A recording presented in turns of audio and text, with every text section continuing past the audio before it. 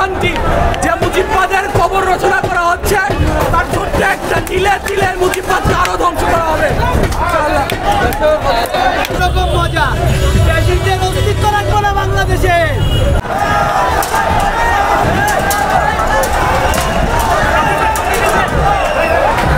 30 নম্বরে আসলে এখানে সাধারণ মানুষের যে ক্ষোভ, যে ফ্যাসিস্ট সরকার যে আবার মাথা চারা দিয়ে ওঠার যে একটা চিন্তাধারা বা হচ্ছে তারা যে সুযোগ খুঁজতেছে, যাতে তারা এই সুযোগ খুঁজতে না পারে, সেজন্য যে সূতিকাগার বলা হয় ফ্যাসিস্টের, যে বাড়ি থেকে আসলে বাকশালের সূচনা, ফ্যাসিস্টের সূচনা, স্বৈরাচারের সূচনা, গুমের সূচনা, সেই বাড়ির উপরে মানুষের একটু সামান্য ক্ষোভ।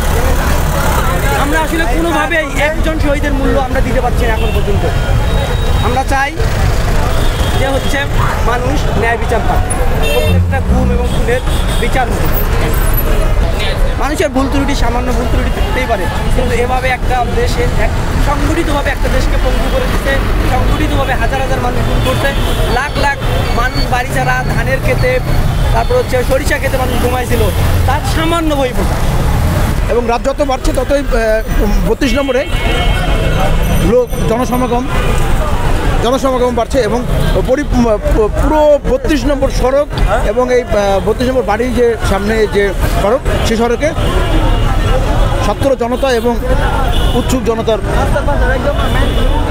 যে ভিড় পরিলক্ষিত করা যাচ্ছে, যে এই সমস্ত ভিড় সামলাতে না পেরে সেখানে যে আইন শৃঙ্খলা বাহিনীর সদস্য ছিল তারা এখান থেকে সরে গেছে।